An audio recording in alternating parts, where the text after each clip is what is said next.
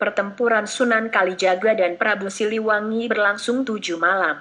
Kisah perjalanan Wali Songo dalam menyebarkan agama Islam di Nusantara ini seakan tak ada habisnya, termasuk di dalamnya karomah Wali Songo yang menyertainya dan pertempuran Sunan Kalijaga dan Prabu Siliwangi sejatinya bermula dari niat baik Sunan Gunung Jati yang ingin mengislamkan Prabu Siliwangi. Pertempuran ini menjadi salah satu kisah Sunan Kalijaga dan Nyi Roro Kidul, serta pembuktian dari karomah Seng Sunan yang tidak ada hentinya. Awal mulanya, Sunan Kalijaga bertemu dengan Dewi Nawang Wulan atau yang sekarang dikenal dengan Nyi Roro Kidul Seng penguasa pantai selatan. Pertemuan ini pun berujung pertempuran, sedangkan pertempuran ini merupakan perang lanjutan dari perang saudara antara Sunan Gunung Jati dan Prabu Siliwangi. Dewi Nawang Wulan sendiri merupakan anak dari Prabu Siliwangi. Dalam perang ini Pangeran Arya Kemuning, Dewi Nyimas Gandasari dan Nyimas Roro Kencono Wungu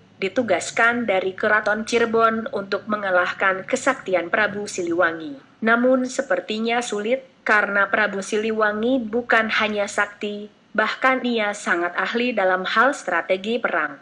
Dengan mudahnya utusan dari Cirebon dikalahkan, yang akhirnya menimbulkan pertempuran Sunan Kalijaga dan Prabu Siliwangi. Namun nahas, ternyata Sunan Kalijaga pun tak bisa mengalahkan Prabu Siliwangi. Berkat karomah Sunan Kalijaga, dengan berdoa kepada Allah saat tidak mendapatkan hasil, maka Sunan Kalijaga membawa Kanjeng Ratu Kidul untuk menghadap Sunan Gunung Jati. Di hadapan Sunan Gunung Jati, Ratu Kidul merasa malu karena dia tahu bahwa Seng Sunan pasti bisa membaca pikirannya. Wahai putri Prabu Siliwangi, hanya engkaulah yang mampu mengalahkan kesaktian ayahmu, maka dengan segala hormat pinjamkanlah Kalijaga tombak pusakamu yang bernama Tombak Karareksa, kata Kanjeng Sunan Gunung Jati pada Nyi Roro Kidul. Permintaan Sunan Gunung Jati ini bukannya ditolak oleh Nyi Roro Kidul, namun karena sebuah alasan bahwa pusaka suaminya. Dengan tertawa kecil, Sunan Gunung Jati pun berkata pada Sunan Kalijaga, "Wahai Rai Kalijaga, sesungguhnya tiada yang lebih mulia kecuali berpegang pada keagungan syiar Islam. Nikahlah dengannya, Ratu Kidul, atas nama Islam dan bukan karena nafsu." Kepatuhan seorang murid dengan gurunya tampak dalam peristiwa ini, di mana Sunan Kalijaga menyetujui apa yang dikatakan sang guru itu. Namun Nyi Roro Kidul justru tak setuju karena dia tidak mau dinikahi oleh orang yang tidak mencintainya dan masih mempertanyakan kesetiaan Sunan Kalijaga padanya. Nyi Roro Kidul pun mencoba menguji kesetiaan Sunan Kalijaga. Nyi Roro Kidul pun meminta Sunan Kalijaga untuk mencarikannya tasbih kecubung wulung yang didapatkan dari Laut Merah. Dengan bertafakur, bermeditasi dan meminta petunjuk kepada Allah SWT, Sunan Kalijaga didatangi 3 sosok bangsa lelembut bernama Sang Hyang Sontong, Sang Ratu Sanggah Wisesa dan Si Walikat. Sesampainya di pinggir Laut Merah, keempat orang yang datang tadi langsung disambut pendamping Ratu Balkis dari bangsa siluman. Dan atas izin Seng Ratu Agung Balkis, diberikanlah Sunan Kalijaga 1 buah Nur Sulaiman AS, berwujud peti ukir, dari alam azrak yang di dalamnya terdapat tasbih wulung, berbahan batu kecubung ciok. Mendapatkan tasbih itu serta merta Kalijaga pulang dan menemui Sunan Gunung Jati dan juga Nyi Roro Kidul. Pertempuran Sunan Kalijaga dan Prabu Siliwangi harus segera dimulai secepatnya setelah mendapatkan pusaka Tombak Karareksa. Dengan diiringi 40 orang dari Kaputren Pakungwati, rombongan Kanjeng Sunan Kalijaga mulai berangkat menuju Laut Selatan.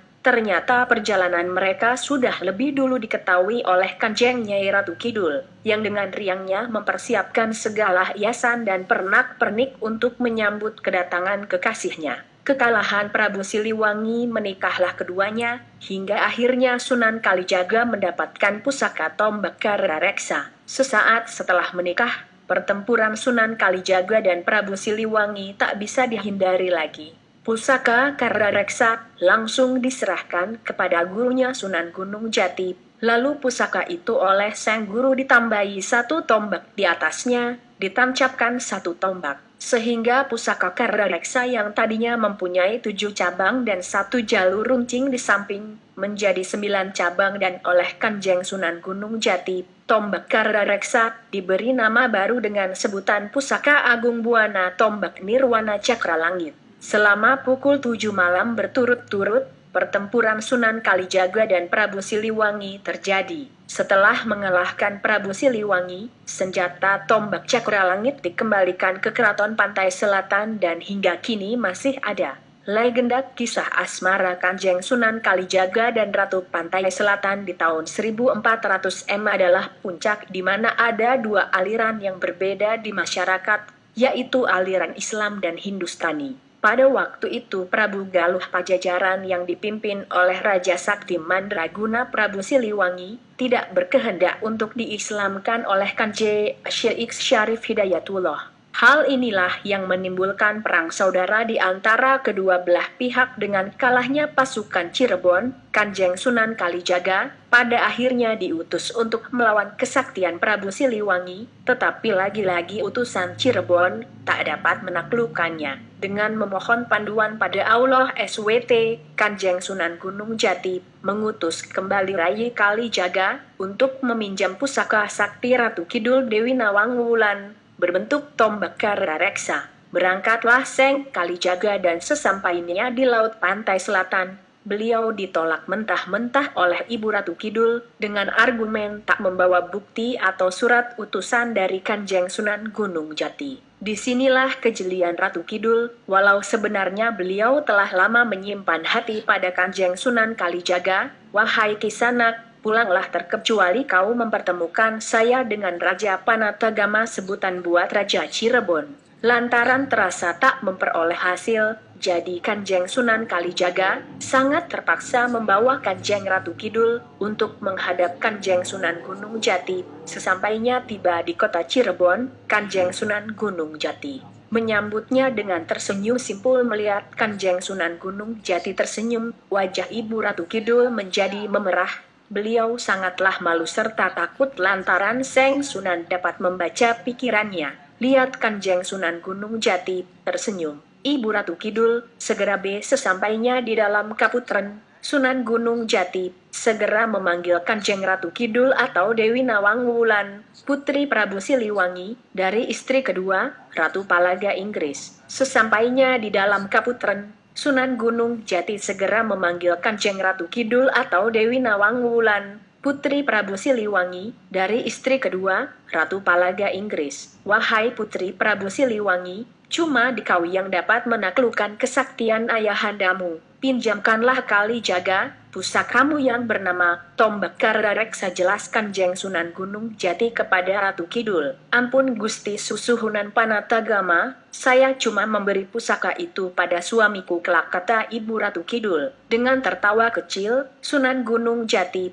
segera berujar pada Kanjeng Sunan Kalijaga, wahai Rai Kalijaga, sebenarnya tidak ada yang lebih mulia terkecuali berdasar pada keagungan syiar Islam. Nikahlah dengannya, Ratu Kidul, atas nama Islam serta bukanlah lantaran nafsu. Dengan ketulusan hati Kanjeng Sunan Kalijaga, beliau menerimanya dengan kepatuhan seseorang murid atas perintah gurunya. Tetapi, untuk Ibu Ratu Kidul, yang sering mempermainkan idamannya, beliau tak lantas langsung menerima kesetiaan Kanjeng Sunan Kalijaga. Walaupun dalam hatinya waktu itu penuh dengan bunga cinta, beliau mencoba untuk menjadi kekasihnya terlebih dulu. Ampun Gusti Panatagama, untuk beberapa penghuni Laut Selatan, sangatlah pantang terima seseorang suami tidak ada satu ikatan batin. Saya cuma mau calon suamiku memberi satu masa lalu di hari pernikahannya kelak, berbentuk tasbih kecubung wulung, yang datang dari Laut Merah. Selepas hasrat Ratu Kidul terpenuhi, Sunan Gunung Jati segera mengutus Kanjeng Sunan Kalijaga untuk mencari apa yang menjadi syarat dari Kanjeng Ratu Kidul. Lantas Seng Sunan mohon undur diri untuk melakukan tugasnya. Beliau segera pergi ke Gunung Ciremai, menggerakkan tafakur serta minta perlindungan pada Allah SWT. Pada malam keempat, Kanjeng Sunan mendapat sebuah isyarat yang tidak diketahui pasti dari mana datangnya, yang menyampaikan bahwa akan tiba seorang yang menuntun untuk temukan di mana tasbih ulung kecubung berada. Atas izin Allah, siang harinya 3 sosok manusia yang datang dari bangsa lelembut bernama Sang Hyang Sontong, Sang Ratu Sanggah Wisesa serta Si Walikat datang menghampirinya. Ketiganya segera mengungkapkan kemauan baik mereka untuk menolong Seng Sunan dalam pencarian tasbih ulung kecubung. Jadi diajaknya Seng Sunan dengan pengetahuan aji sakta gelap gulita, pengetahuan menghilang bangsa lelembut. Sesampainya di tepi Laut Merah, keempat orang yang baru saja datang tadi segera disambut oleh Pangeran Sulaiman Gaib, pendamping Ratu Bilqis dari bangsa Sulaiman. Dengan kemurahan hati Seng Pangeran, seluruhnya diajaknya masuk ke Keraton Bagaskara, bawah laut sisi utara Irak, serta atas izin Seng Ratu Agung Bilqis, diberikanlah Kanjeng Sunan Kalijaga, 1 buah Nur Sulaiman AS, berwujud peti ukir, dari alam azrak yang di dalamnya ada tasbih ulung kecubung, dari bahan batu kecubung ciok. Faedahnya juga sebagai fasilitas pembuka aura paling cepat, ketenangan, harisma, wibawa, penakluk serta mahabbah paling tokcer yang banyak disenangi khalayak umum ataupun pribadi. Dengan kesuksesan ini pada akhirnya Kanjeng Sunan Kalijaga pamit pulang serta segera menjumpai gurunya Kanjeng Syarif Hidayatullah atau Sunan Gunung Jati. Dengan rasa sukaria Kanjeng Sunan Gunung Jati segera memerintahkan Rai Kalijaga untuk secepat-cepatnya menjumpai Ratu Kidul Nawang Wulan, hingga dengan pertalian mereka berdua bakal lebih gampang untuk mengalahkan Raja Munding Wangi, bergelar Prabu Siliwangi Galuh.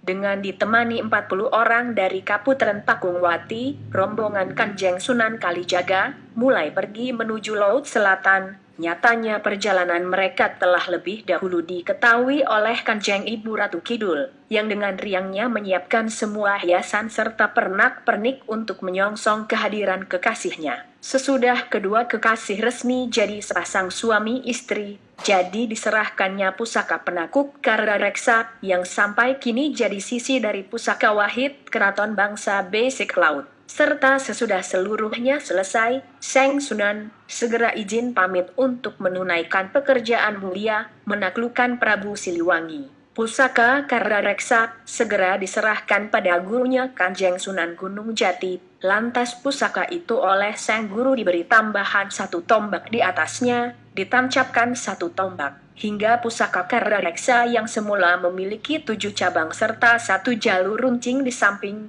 jadi 9 cabang serta oleh Kanjeng Sunan Gunung Jati. Tombak Karda Reksa dinamakan baru dengan sebutan Pusaka Agung Buana Tombak Nirwana Cakra Langit. Dengan pusaka Cakra Langit, pada akhirnya Prabu Siliwangi dapat ditaklukkannya lewat perang tanding sepanjang pukul 7 malam berturut-turut serta tombak Cakra Langit sendiri pada akhirnya dimuseumkan kembali di Keraton Laut Pantai Selatan. Lantaran ilmu-ilmu dan kemampuan pribadi yang dimiliki itu, akhirnya Sunan Kalijaga termasuk salah seorang anggota kelompok Wali Songo atau Wali 9 yang bergerak di bawah pengaturan kekuasaan Sultan Patah di Demak. Beliau ditugaskan oleh kelompok Wali Songo ini untuk menggarap masyarakat di daerah-daerah pedalaman yang kondisinya sangat rawan, karena perilaku kehidupan mereka yang sangat tidak terpuji. Misalnya di daerah yang sering terjadi pencurian dan pembunuhan, di daerah yang masyarakatnya suka berjudi, meminum minuman keras dan lain sebagainya.